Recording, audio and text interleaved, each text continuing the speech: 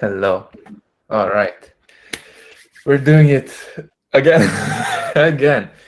Thank Hi, you all. people. Welcome. Welcome to the fourth installation of Comfy Coffee. Yeah. Today, with Yeah. a very, very special guest that many of you know already. Ones who don't know him should know him, and will meet him today. His name is Chris Vespaziani, and in AI circles, he's a living legend. Yeah. Yeah, I agree. I so agree. His he will work join us in a is minute. Yeah, we'll take a look at his yeah, workflow, what he's up to, what he's doing, and he will introduce us to what was that, Nate? the unsampling workflow from Inner Reflection. So it's a free workflow that we will share. And yeah, here he is as well. So he can just There he is, Hey guys, the how are you? man, the legend, hello, Chris. my man. Thanks for Dan, having thank you for Thanks for coming, man. me. Yeah, of thank course. you for joining. Yeah. This is a happy day. Yeah. I'm super excited. Yeah. Yeah. Yeah. Also, like So for we were just talking about you briefly, and what you will show us today. But maybe you should just introduce yourself in a couple of words. Yeah, my name is Chris. I have gone under the username Syntax Diffusion for a little over a year now. I started out with Warp Fusion and then kind of backtracked into a few different areas. I have experimented and played with Pity notebooks and went back and did a lot of the older tech too. And then obviously this past summer when Comfy became a big thing, or Animate Diff to begin with, kind of dove straight into that. But as I've moved on and progressed into certain areas with AI and just machine learning in general, I've kind of carried along all of these tools with me so that I have it, in a tool set. And if I need one of them, just pull them out. But uh, kind of started out as a hobby. It's always been fun, and what do we want to do? We want to work for fun, right? We want to do stuff that we love. So it's slowly turned into part-time freelance stuff, and now almost full-time freelance stuff. I work an actual job that pays the bills, but then I also do about 40 hours a week with machine learning freelance stuff as well. Congratulations, man. Thank you. well done. Well done. Also, that's a lot of hours. It is, yeah, That's a lot yeah. of hours per I week. don't get much sleep, but I do drink a lot of coffee. Oh, man. And And I definitely what's your also background? Where are you coming from? So I don't come from any of this stuff really. Before this, prior to COVID, I was in the restaurant industry, and yeah, it just kind of, like I said, was a hobby that I kind of got into around. I've always been a little bit of a nerd with computers and stuff like that. I originally got it after COVID, wanted to pick up a programming language and jumped into Python, and that's kind of where I found the rabbit hole of Auto 1111 and all that good stuff. So yeah. Yeah, it's so interesting that people in AI come from so many different backgrounds. I Oh mean, in yeah. Amsterdam, when I was on Film Fest, the winner was she was what? She didn't do anything in like development or Python. She was just doing this for a hobby. Yeah, and she won the grand prize. And Yeah, it's definitely. so it's so nice to see so many creative people from different backgrounds, and you wouldn't say they are creative per se, but here we are. We're getting so much good stuff from people we wouldn't never expect, right? Yeah, I yeah, think for that sure. also just goes Yeah, to show that AI touches everything, right? Like all of our lives, whatever you are doing, like it touches you at this point. So yeah, are you gonna be in, or are you just gonna let it pass by? And I am glad to see so many people being in on it. So many amazing people. And yeah, I definitely in Chris's work, I see you using all of these tools. I just see like you have a tool belt and a skill set at the ready at any point. Yeah, so for just like maybe for the viewers, like feel free to comment, ask questions. Like we just, it's always interactive. Like if you have any thoughts or anything you want us to explore, just drop them and we will answer. Like I think Chris is a great person to just chat with and explore. But yeah, we can get into some things if you are ready for it. Yeah, I'm always ready. Spaghetti time. All right. Want to share the screen? I actually don't have anything prepared, but if you guys wanted to bring out some stuff, I don't have anything. I actually have like something training. It's nothing special. It's just a 1.5 LoRa. So yeah, I can't even share my screen. If I lag out, my computer's probably bugging out. Oh, okay, that's a shame. Yeah. I'm sorry. Yeah, it's all good. And I find it quite funny that like, it's not nothing. So maybe just I should like a 1.5 LoRa that we are at the stage where it's not even special. So maybe I should share my screen and show what's going on right now, and we all know it's going on right now. Yeah. For those who don't know, there is a new model out. We can check versus work.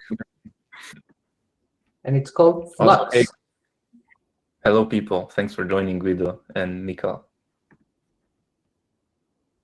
So yeah, Chris, tell us. I heard yesterday that fluxing is a word right now. Yeah, it's actually trending on X, I think. Yeah. So are you doing any fluxing? I haven't stopped since this past Thursday, so almost an entire week. Yeah. I haven't done any animating. I haven't done any posting, no social media. I have been MIA, all thanks to Flux. Exactly. I know what you're saying. So do I. I'm waking up at 5 a.m. and until 8 a.m. I'm just researching for Flux. So let's briefly take a look at the basic workflow. Chris, if you want to comment on something, be my guest. I mean, you are our guest, so be my guest. Thank you. Appreciate the hospitality. So want to comment on what's going on here when we load the model? Yeah, so the diffusion models, they're loaded into the UNet, which is a little bit different than traditionally. So that node is a little different. The Flux model itself is a transformer architecture checkpoint. So it does work in a little bit different ways. It actually diffuses latent space completely different as well. An interesting way to see that is by using something that actually has a preview window. Like if you have a case sampler that has the preview window on diffusion, like I know the case sampler efficient does, you can actually see, yeah, and I think maybe the advanced might as well. But the diffusion space actually works in a completely different way. If you have ever seen, those previews where it's a whole bunch of different pixels and then it kind of assimilates into your image, and you can watch that happen over time. This actually works almost like a grid pattern, and you can see the grid actually come together and it diffuses very, very small different tiles at a time, which helps it get the structure and the integrity of the image together better. Like it's actually more precise and a all around better way of diffusing latent space. So in this workflow, we don't see any case samplers. We only have sampler custom. So what's going on here? Why don't we have ordinary case samplers? So a big thing with the Flux model in general is the guider. It kind of like keeps it. It's meant to run at 1 CFG, but it also has like the sigmas for the noise and stuff like that. A light way of putting it is the more accurate way of doing it, I think, to get like a very, very strong image, especially if you're using the dev model loaded at full weights. That's another thing I didn't touch on. FP8 versus FP16, you're basically loading it at half precision at FP8, which is great on your VRAM and our local computers, but it doesn't necessarily mean that it'll do the same quality of the image. Same goes with the text encoder, the T5 text encoder. You're basically loading it if you do it at FP8, you're loading it at half precision, which is, again, great for system utilities and processing, but it's not always great for quality if you're looking for the utmost quality that it's available using this stuff. So again, you can use case sampler. You just might have to reconfigure. They do have a few other new nodes that had been pushed natively in Comfy. Believe one of them was the Flux guidance node, which does a similar thing to my understanding of the guider. Kind of keeps that conditioning around that CFG level in a similar way. And then there's also another node that got pushed for the model sampling flux, which is very similar to the one that got pushed with SD3, which keeps the model layer weights. Yeah, that one. So you can actually shift the model layer weights. And you actually have another one that I do. So. What do you mean shift? So the model itself is made up. Layer weights. Yeah, the model itself is made up of a bunch of different layers, like an onion, right? So each layer might do a different thing and have a different level of understanding based on what the text encoder feeds it. So you don't necessarily need this. You don't necessarily have to play with it, but it gives very interesting results when you shift those layers or, back off some of it, add some of it. It's kind of an easy way of exploring the actual architecture of the model. Oh, that's fantastic. So we can play with that. And what do we do with width and height? We have the dimensions for the latent imagery, but do we have to input the same dimensions? Yeah, I'll be honest with you. The model sampling flux node that you have is slightly different than mine. They've been really pushing out updates every few hours on this.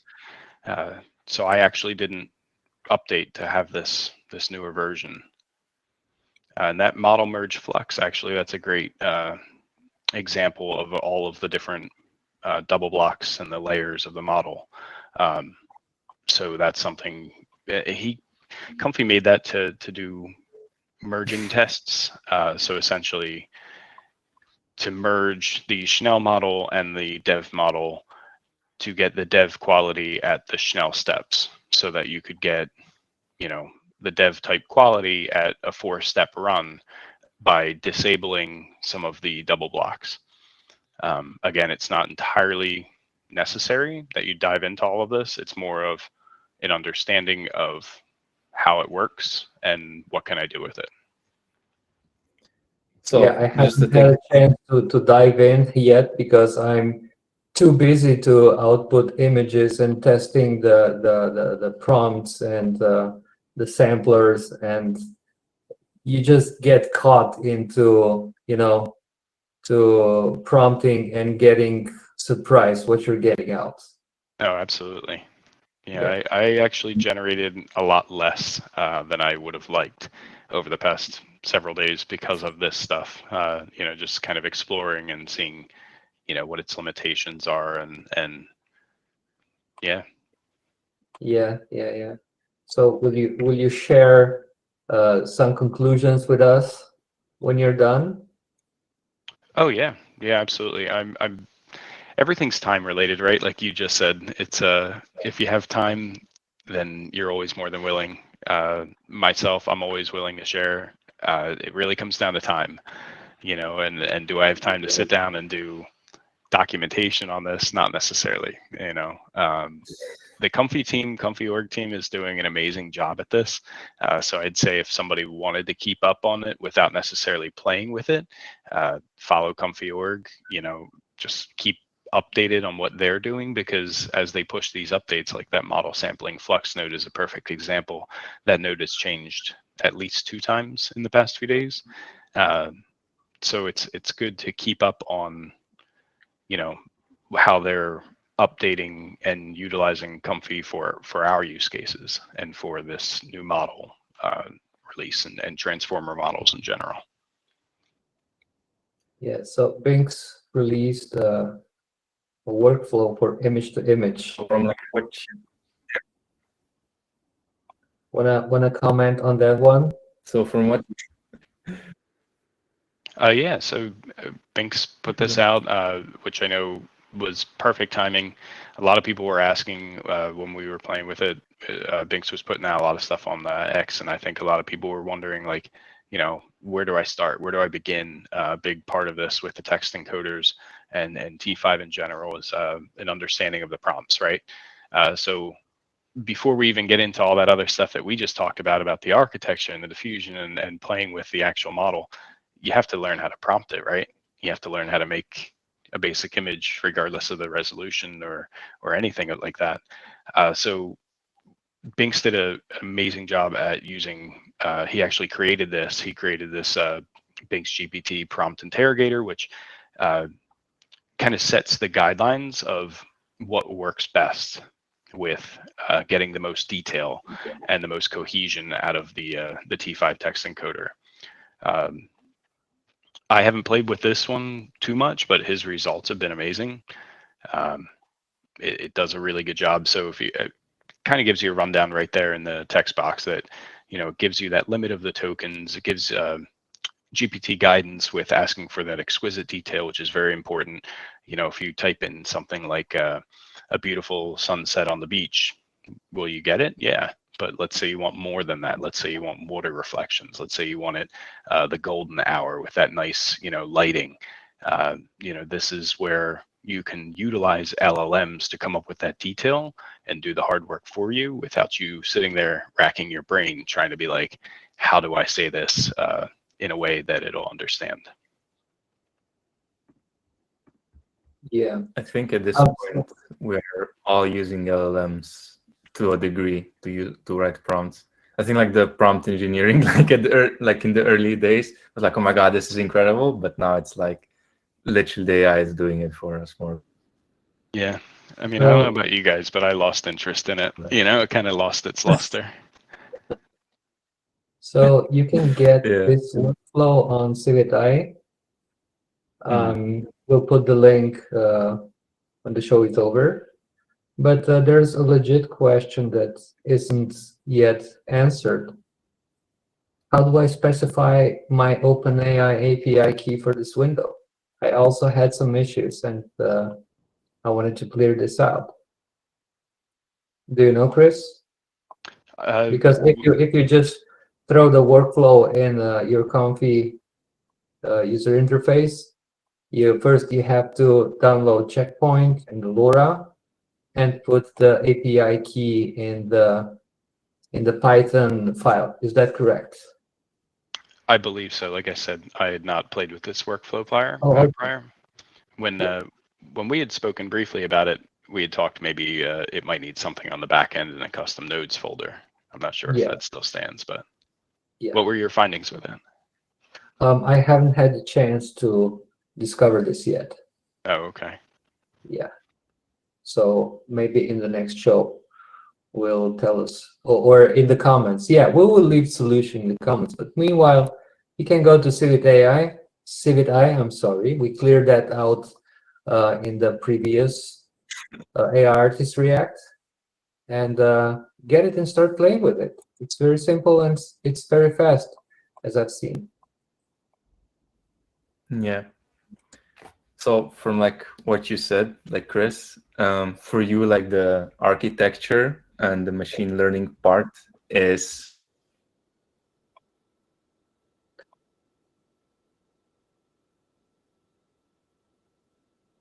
where like gone. Nate, you had some connectivity issues, so we didn't hear you. Can you repeat that? Oh, yeah, my question was just about like the AI architecture. So like we were talking about the layers and how like these models are built. So I was wondering, like Chris, if that is like the cure, like curiosity for you with this, like the AI architecture and how these models are built.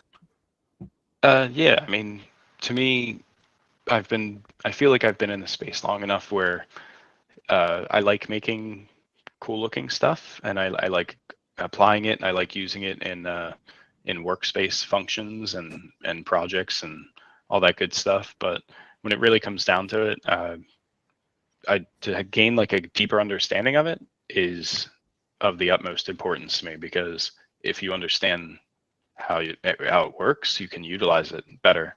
Um, you know, this is such a new space for everybody, and I myself have definitely been in the place where somebody's asked me something, hey, can it do this?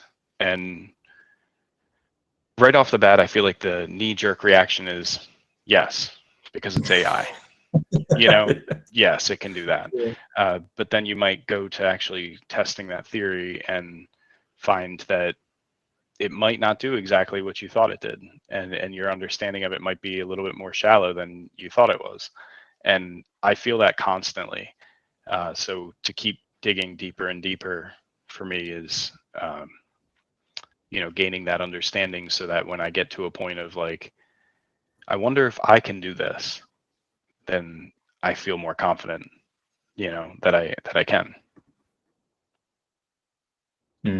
Yeah, practical applications always beat just theoretical knowledge, I think.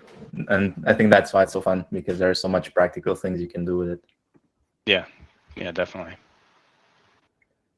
So before you joined, we had a brief discussion about the workflow that you're supposedly using extensively, and that is the inner reflections reverse noise workflow. So yeah, I'm not using it a whole lot, but I wanted to share that one because the most recent thing I put on LinkedIn of the painterly style with the loop, that got a lot of reaction, and I wasn't anticipating that. But another reason, I just haven't had time to put together a BTS of that, and I'm going to at some point. But I wanted to share the workflow I used to get that, and maybe talk a little bit about it with you guys, in the meantime, since I haven't had the chance. But that was done with a version of Inner Reflections workflow using unsampling. And then it was actually a few different things. I used Midjourney for the easel, and then put that into Luma, ran that multiple times to get the actual camera dolly in and the camera dolly out. And then it was a little bit of using Luma's first and last frame too, right? Because I would take the first frame from the animation I had already made, put that in as the last frame from Luma, and then mix it with that Midjourney image. And I thought that came out really nice, where it kind of just flowed together. I was surprised by it myself, and thought it was a kind of neat workflow where you're expanding on something cool that you might make, regardless of what tool you're using. You can add more depth to it by, using that extra tool that you might be playing with. Yeah. So you use this this workflow. A base of it, yeah. Okay, so you customize it for your own needs. Yep. Yeah, I rarely it's really fun to start with these base workflows. I don't typically hand out any workflow that I've heavily modified to my own liking, because it does one of two things, right? Like, it might make something cool that I enjoyed, but it might not do what you want it to do. A big part of all of this stuff, like going back to learning how to do stuff, and understanding it is playing with it yourself. And Inner Reflections does a great job at creating these base workflows for a sandbox, you know, kind of a playground to get started with understanding it. And unsampling is a big one, where, you know, it might not do the same thing that your video to video things have done before, but I feel like there's a lot of documentation on what works best and what doesn't. You know, he has a great write up on Civet for this workflow and his own findings and his own research. But yeah, making it your own. Like, you know, I've had people reach out to me and ask me, well, how do you do this? How do you do that? And, you know, if you want to make something for you, then I'm all for it. And I've done a lot of one-on-one sessions over the past course of the year where people have reached out and they genuinely want to learn something, learn how it works, and they need that little bit of an extra push. And I'm all for that. I love doing those one-on-one sessions. Where do I sign in? Yeah. But when it comes to like more of a general understanding, like I've never been one. I've watched a few YouTube videos here and there, but I'm somebody that like, I like to play around. I like to figure it out myself. I've always been that stubborn kid where I'm like, no, I got it. I'll do it. And I'll do it my way, you know? But then also like, if you want to learn and you need those kind of resources of following along, like there's so many resources available. You know, my buddy Pers does an outstanding job at, you know, he's got a beginner's course on Comfy and Animate Diff, and I've never seen that man load up a workflow ever. Every time I'm chilling with him and hanging out with him, he starts from a blank canvas and just starts building. And that's kind of like what you have to do to start feeling comfortable in this space. But yeah, I mean, I would say to anybody trying to learn, you know, how to make like what your vision is or something of that sort, start from the ground up and gain that understanding. And it might not be something where you're like, oh, I have this like amazing video to put out tomorrow and it's going to go viral. Give it time. It doesn't have to. You know, forget about social media, put yourself in your own space and your own lane, and just tell Right. yourself like, you know, this is my space, my time, because it'll be worth it. Words of wisdom, Just, man. Words of wisdom. just that's beautiful. Yeah, I agree. Yeah, you just have to enjoy this, just like with every work, you know. It's the work includes your joy, and people feel it. And people who are doing stuff just to get viral, you know, it doesn't feel like it's honest. It's right. It's sincere. It has like a deeper value. But those, I mean, it's just like cooking, isn't it? If you cook something with love, it will taste so much better, right? Yeah, I mean, and not The to say process, like, joy. yeah, not to say like, I work with a lot of people. I'm friends with a lot of people that have great followings, and they also have a much better understanding than us understanding than me of how the algorithm actually works. So, you know, my hat's off to them and keeping up with that grind because it's not easy. But yeah, when I see a lot of people in this space want, you know, a workflow or something of that sort, and then let's say they get it, and all of a sudden they start making the same exact thing, you know, to me it's kind of a letdown because that all creativity and originality, everything that we have power to do right now, you know, to take the easy way out and be like, oh, well, that went viral, so I'm going to make the exact same thing so I go viral. That kind of mentality it's a bit of a drag to me because I'd love to see, you know, what people can step up to let out of their brain and create, you know. Yeah. So I let's think turn this this also comes down to fear, right? into let's turn this coffee into AI artists react because obviously we're not doing anything today in Comfy, so let's just enjoy your stuff, man.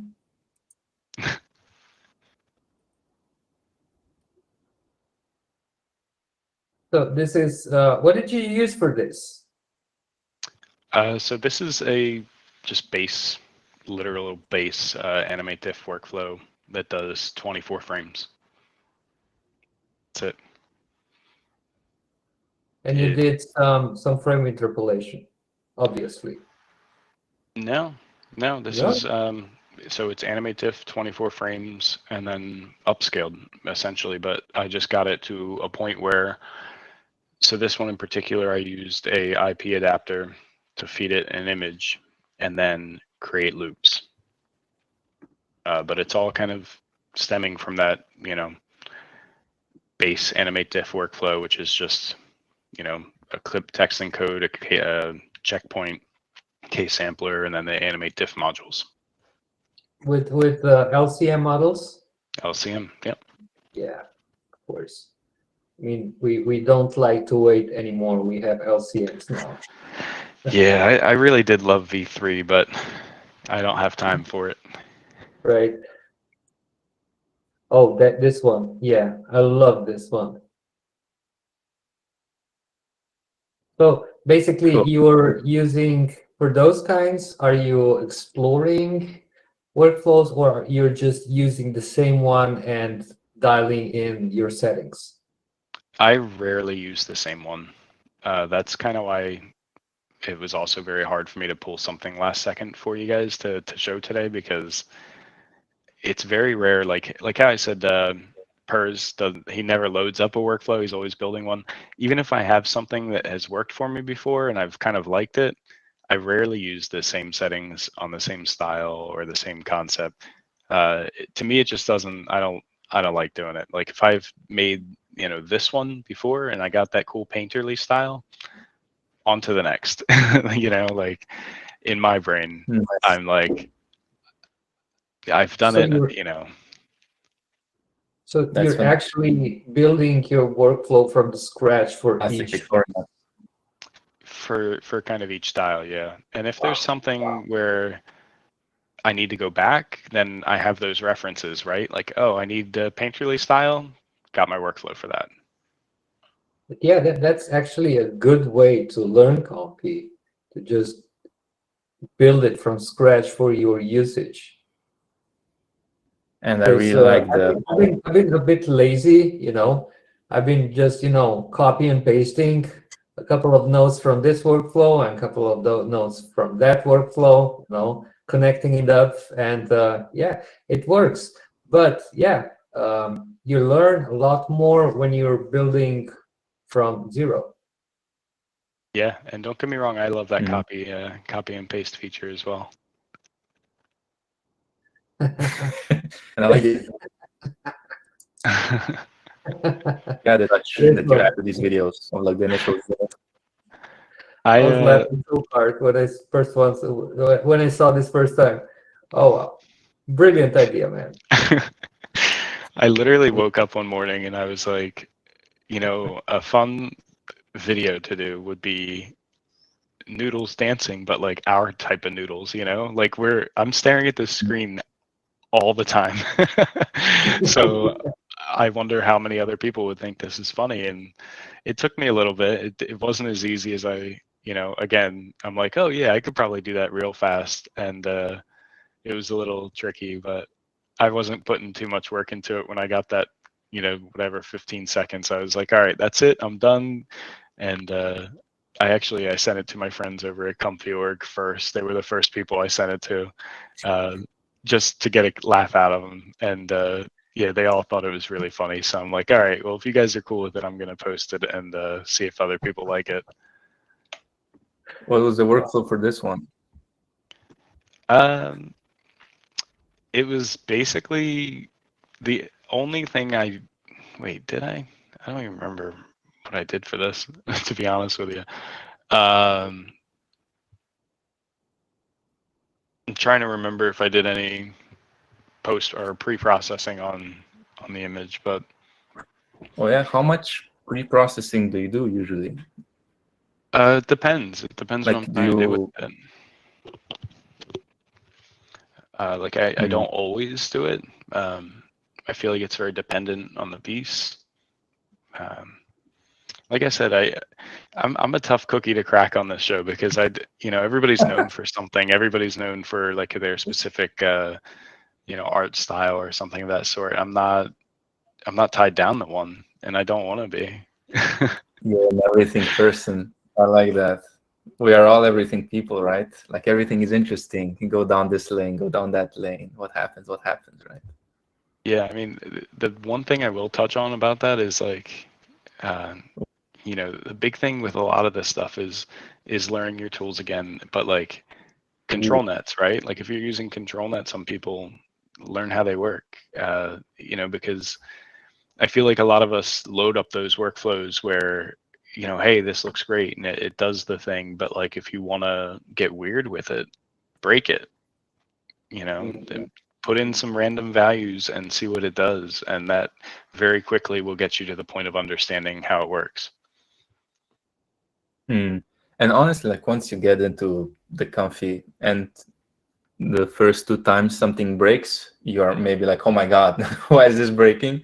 And then you're like, oh, this is actually simple. I see why it's breaking and I know what to do now, how this Yeah, that doesn't go away. I've reinstalled Comfy works, all these things. I think like hundreds of times, you know.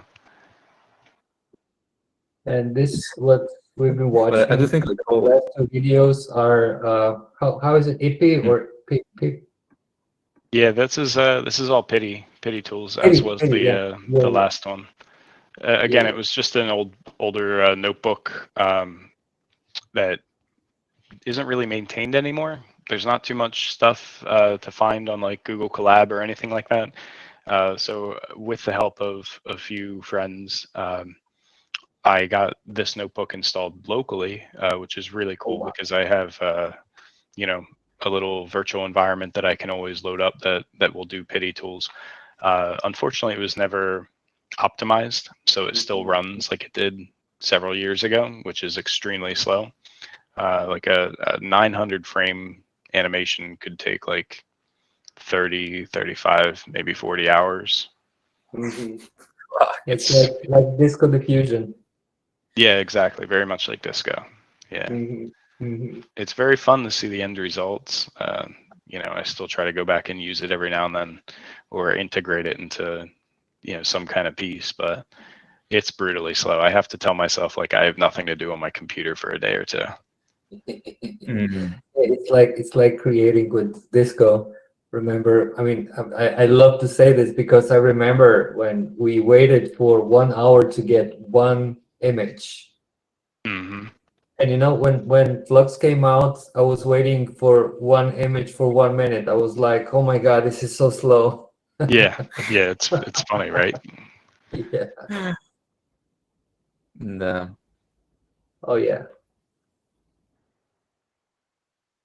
This I was really shocked this by was this brilliant. one because I knew briefly how you made it, but this was done with masking and loras, right? Yeah, so that one it actually has 2 separate masks and 2 separate loras being fed into each mask. Yeah. It's good. It's Yeah. building, man. It's just like building things together. Can be fun. Can we go to the unsampling workflow a bit, just to like highlight how that one is? So Sure. could you just like say a bit of like what does the unsampling workflow do basically? I mean, his base workflow in a nutshell. So unsampling, to begin with, it unsamples the pixels and then puts them back together, right? So it's extremely accurate. It's an extremely accurate way of redistributing the pixels to get very close to the original style or to the original shape and, you know, this and that. I really highly recommend, if you'd like to understand unsampling, to jump into the image part of it first, because you can actually unsample images and resample them as well. But inner reflections base workflows is really a good base point. So you would load up a checkpoint, same as you normally do. The motion model works off of V3. I have seen some people doing it with LCM, but I really haven't dove into it too much. I've been using it with V3 as well, because I believe What's the LCM. difference between V3 and LCM? The motion models are built for the different structure as well. You know, like LCM motion model would need to be worked, need to work with a checkpoint that has LCM baked into it, or if you're using the LCM LoRa. Whereas V3 would work with a standard 1.5 checkpoint right out of the box. It goes back to the architect, right? Like understanding how these models are built. Exactly, yeah. And I honestly haven't played with the LCM at all, so that's about the most insight I can give you to this unsampling workflow. Because I know that some people have worked with it and had it working, but I haven't taken the time to jump into that. V3's been working fine for me. So yeah, it runs through animate diff. It takes the evolve sampling. It actually goes through that evolve sampling, but then unsamples it. And then what it does is the preview window below that sampler custom, it actually decodes that a little bit to your left there on the bottom left-hand corner. So it decodes that image or 50 images or 100 images, however many frames you're animating, into pixels. And you'll see in that preview image on the bottom left-hand corner, all of your frames lined up, but they're all in pixels. And then the second K sampler, or rather the sampler custom, it resamples it. So you'll see all those pixels be put back in latent space to what you're rendering based on conditioning and based on, you know, whatever else you put into this workflow. It has, I believe, one control net plugged in right out of the box for depth or line art. There you go. So a big thing with that is like it uses the control net on the second pass because the first pass you're really just unsampling those pixels. You don't need any control net. You need those control nets when you're assimilating those pixels back into latent space and bringing it back to the render that you're shooting for. And Inner Reflections was on Civitai live stream not too long ago as well. They have all of those uploaded on YouTube, and I would highly recommend straight from the source. He does a great job at walking through this workflow, but not only that, he throws in a few different Easter eggs here and there of some paths to go down. Nice. Yeah, I watched this video, but it was way too late, so I had to rewatch it again. Yeah, it's a Yeah, good we'll one. link. He's in the extremely comments. talented. Yeah. Yeah. I mean, he's the most of people who have like hundreds of thousands of followers, they are using his base workflow. Of course, it's they're upgrading it or customizing it, but the base workflow is Inner Reflection. I mean, it's like one year old, almost 1 year old. You're talking about like the LCM one? No, the original Inner Reflections. Oh, yeah. Animated workflow. Mm-hmm. Yeah, I mean, that was the first workflow really put out for Exactly. You know, understanding it. Yeah, here I feel it like is. a lot of people also moved into JBoog's workflow. Like a lot of people I talk to are still very much utilizing that workflow and modifying it. And yeah, it's so cool to see these. Yeah, but he used his workflow, right, for base. Yeah, as a base. Yep. Yeah. And what we're seeing now is a Excel guide using the hotshot motion model, but most of people are using the 1.5 model, if I'm correct.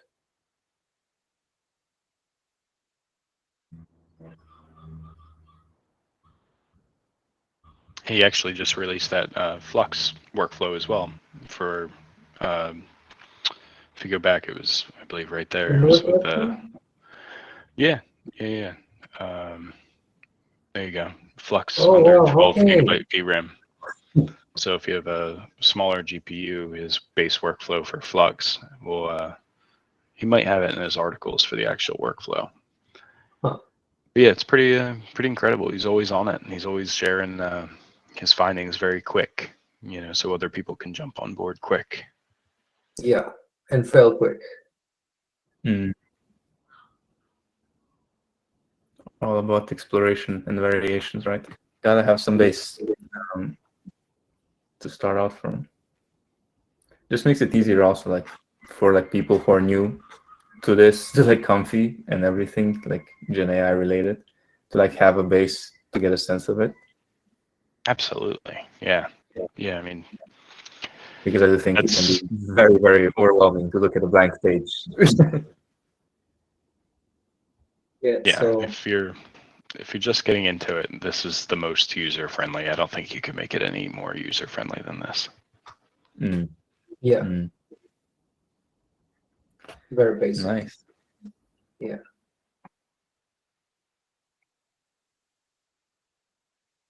We got any other videos on the Instagram?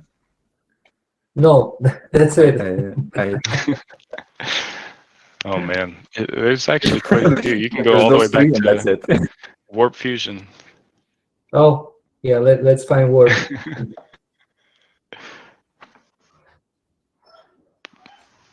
Now I've seen so many of these just like floating around. You are a staple, man. Oh wow, this is cool. Oh man, fingers in warp. That was a good job, man. Yeah, I always liked if it didn't have good fingers and good, all of that stuff, I wouldn't put it out. I did a lot of testing on that stuff. Lip sync, making sure lip sync worked. Yeah. I never got it work. My fingers and my lip sync. I just move on to animate it. Man, it was just too long. Render times. Wait for a month for a new model, right? And then it suddenly works. Yeah. Yeah, I have to. I'm probably going to spend the rest of my day with Flux ControlNet. Yeah. Yeah. If you don't know, our viewers, that the ControlNet, Canny ControlNet just got out for Flux. But there are no Comfy nodes yet, right? Will you create it? Can you No. create custom nodes? I mean, I've done a few. Yeah, I've done a few like small utility nodes. There's also been a few like larger, more aspiring nodes that I've tried to put together, and then all of a sudden I'd find out somebody else did it already. So yeah, I've done a few smaller ones, but as the game changes, like there's more and more people doing it too. Yeah. Like when do you actually find it useful to make your own custom node? Like when you're like, okay, I need this node. Yeah, I think the first most important thing, like I said, like need this node. Make sure nobody else is working on it. And another big thing to consider now in the space is, do I trust it? Is it passed with security and all those other measures that Comfy.org's now putting into place with trusted GitHub authors. But yeah, I feel like the most important thing is like making sure it doesn't exist, making sure if it does exist, it's safe, and then after that, how bad do you need it, and what are you going to use it for, right? I think the safety, yeah, that's a very important one. Yeah, definitely. And this video is just eternal. Like the dancing video is just eternal. Yeah, it's crazy, the difference between Warp Fusion and that was Animate Diff. This was Warp. It seems like the other one from what was it called? The first animating the forum, yeah. The forum? Oh, Deform. Yeah, no. This was Warp. This was one of the early notebooks. Wow. Yeah. This is from, a little bit more than a year. Oh man. That's crazy, man. And this is Animate now, Diff. like last month, right? Yeah, of course. Mm. Crazy. Yeah, I mean the original video to this is really cool to begin with. So I don't want to take too much credit, but this specific workflow, which you've probably seen a few videos very similar, I was really just shooting for those kind of like liquid sim looking effects and the smoke looking effects. I've used those in several videos prior. But to me, it's really cool to be able to, like, I know there's one on my Instagram where the person doesn't really change at all, and all you get is those kind of like smoke effects and the liquid sim effects. And to me, that's awesome. Like, maybe I'm not trying to do something that's altering the character, and I just want to use this as a VFX tool. You know, that's something that to me is really cool, because as much of a 3D aspiring artist I am, like I still play in Blender all the time, and then, you know, I really want to get into a few other 3D programs, but to be able to do a VFX thing like that that's never been seen before is really cool to me. Yeah, I mean, so how did you style this? Did you use IP or traveling prompt? Yeah, no, it's really just IP and a custom LoRa that I've been working on. I've been really trying to, like, even with 1.5 and SDXL, create my own style. And once I create my own style, I try to bake it into, you know, a LoRa or something that I can use. That's you know, cool. a lot of this stuff is shared, which is awesome. But when a lot more people start getting into it, you know, you're going to start seeing a lot of the same things. So I think it's pretty important to cut out your own path. So are you using motion LoRa's? That's brilliant. Did you use motion LoRa here? Yes. That video itself is both done with 1.5 and SDXL.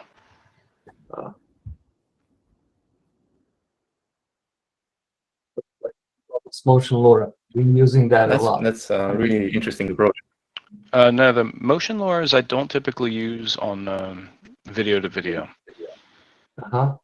at all. I've trained a lot of motion LoRa's, and I use them on more of that text to video, like the flower animation that you played first, that loop.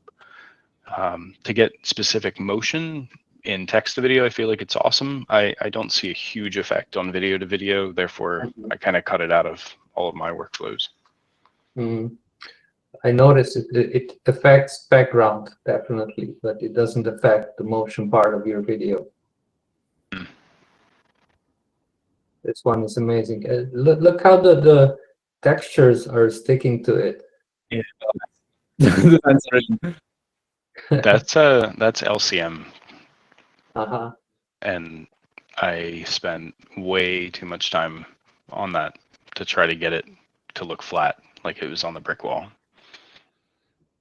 Way too much time. But now I feel like I understand it, and it was just finding the right balance of control nets and dialing into the right settings. That's all. It's good work, man. Crazy good. Now, I think I've grasped your creative essence as an artist in the AI field. Is make your own LoRa's, like make your own style into whatever you're doing. I think that is a really interesting approach, and I don't think like that many people are doing it, and that's why I find your work. It's always. Yeah, I appreciate it. Sorry, you're cutting out a little bit. Somewhat different, you know. Yeah, my connection to that. A few like really good friends told me. No, you're fine. A few really good friends told me that like a few months ago, and I just think that is so important.